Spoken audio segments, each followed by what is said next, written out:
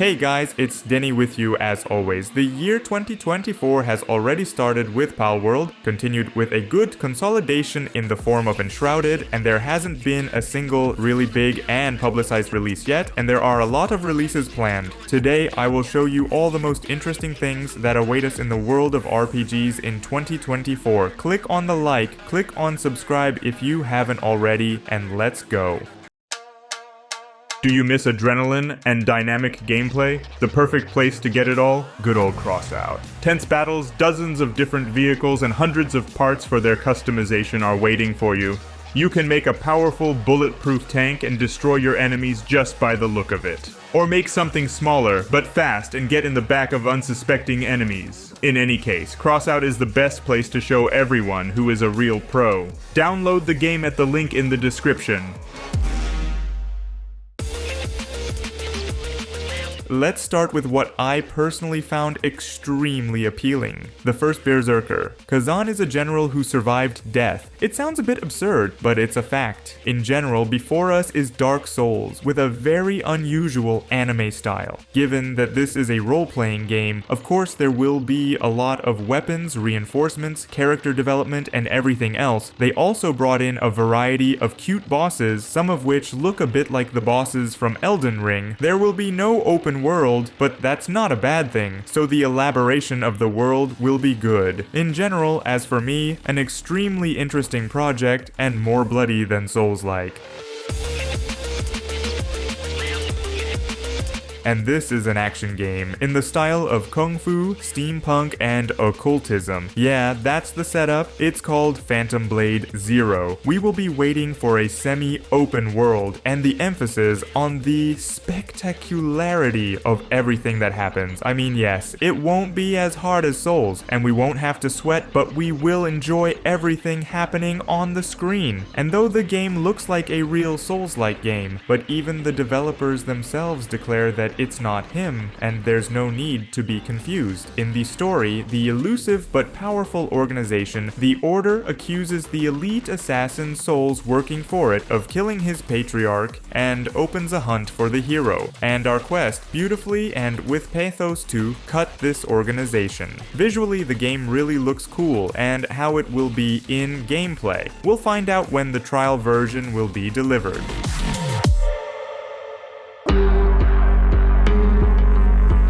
This is not just a RPG. This is a full-fledged new MMORPG, which I have repeatedly told about in my videos about MMORPG. We are waiting for a beautiful MMORPG, where you as always can create a unique character, choose a class, and send to conquer the local world. There are two unusual things here. The first is, of course, the graphics, which looks like something breakthrough, at least according to the trailers. And the second is a chronometer, with the help of which each of the characters will be able to rewind time. How this will be implemented when there are a bunch of players running around in the world is not clear yet. Perhaps it will be just tied to the local lore and plot, but it sounds interesting anyway.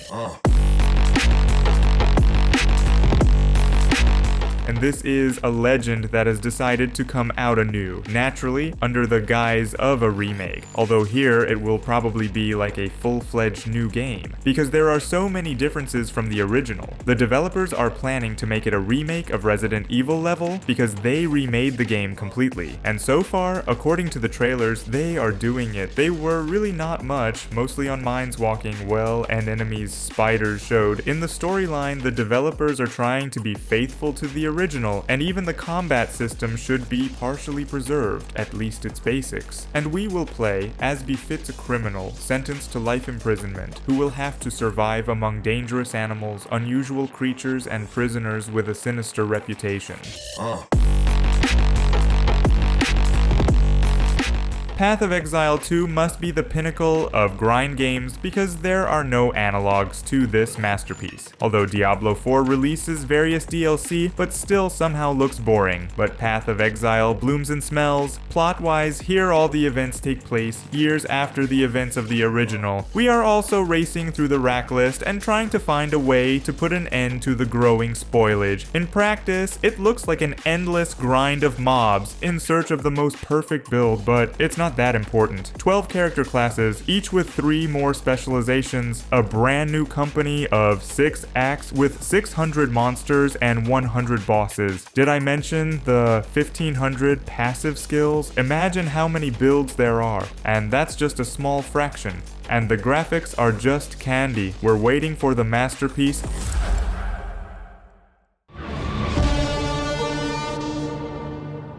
And here we have something Chinese and very beautiful, Where Winds Meet, RPG with incredible visual similarity to Ghost of Tsushima. The main difference will be the combat in an exclusively Chinese style with flights and other delights. Naturally, we can create our own Chinese in the local editor. It is not bad, by the way. Choose a class, skills, weapons, and everything else, well, and go to the world. By the way, it is also open, and we can go to all 4 sides, perform quests, explore the world, pump characters, and just enjoy the visuals, because the game is really very beautiful. And here in front of you is Rise of the Ronin. It is another game also very similar to Ghost of Tsushima, but a bit more gloomy. It is made by the authors of Nioh, so they probably put Souls-like notes in it. The game is set in Japan in 1863. The time is troubled, with despotic rulers and civil wars. 3 big cities and a huge map are waiting for us, and we will play as a nameless Ronin who acts as a simple mercenary. Supernatural elements of their past games, the developers replaced by historical drama for full immersion, even added real personalities of that era, and the combat is similar to Nioh. There will also be local souls. Here they're called Karma, and since we have no shields, everything will be tied to parrying, as it is done in Sekiro. It looks promising. Man, will the ill-fated Bloodlines 2 even be released this year? If there won't be any postponements that haunt this game endlessly, it should be released this year. It's gonna be Seattle, with a vampire vibe, with a bunch of motley clans of vampires we'll be working for. They're all naturally different. The main goal of the game is to make you feel like a vampire. Visuals and battles, similar to Dishonored, contribute to this. Oh, by the way, clans. It is important because who you join at the beginning of the game will affect everything that happens next. There are punks, descendants of the secret order of mages, noble aristocrats, and justice. Perhaps there will be others. This is still those who presented. All in all, it should be extremely diverse and very interesting.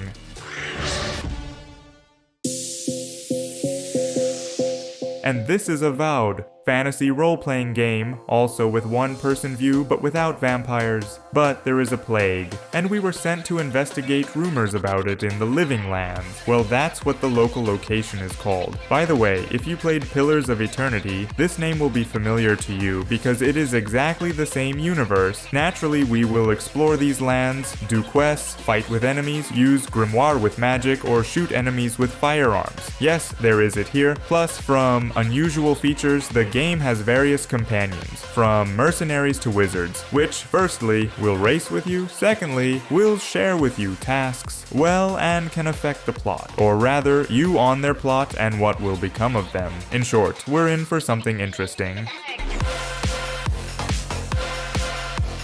Something interesting is waiting for us here too, if the developers deign to finally finish this game. I realize there are 3 people there, but how long can they keep picking at this monkey? Although I will admit, it looks like everything the developers have come up with is as cool as possible. It's basically Dark Souls in a Chinese setting, where we become the chosen one and a bit shaggy and go to beat enemies with a stick. Well, or get hit in the face by them because the enemies look too tough. In general, you know, the visuals and combat in this game looks like the developers are from Software with their own vision. The bosses, enemies, and staged visual scenes are very cool. At least according to the trailers, it looks like a complete finished masterpiece. How it will be on release, we'll find out in the summer when the game comes out.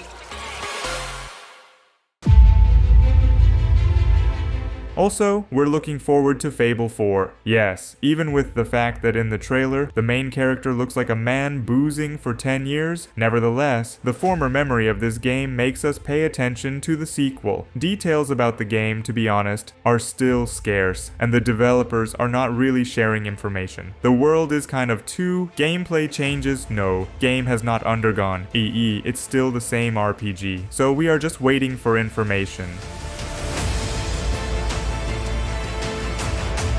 And here, BioWare at least threw a lot of details about a lot of suffering, the new Dragon Age, and it's a good thing it's coming out after all. We are entering the land of Tidus. There will be a lot of wildlands, labyrinths, and cities, and battles, of course. In order to survive, you will have to create your own character, as always, and then add some more companions to your team, in order to gather a balanced squad and beat up the locals. There is no full gameplay yet, because the full presentation of the game is scheduled for this summer, and most likely, by the end of the year, we will be able to play it.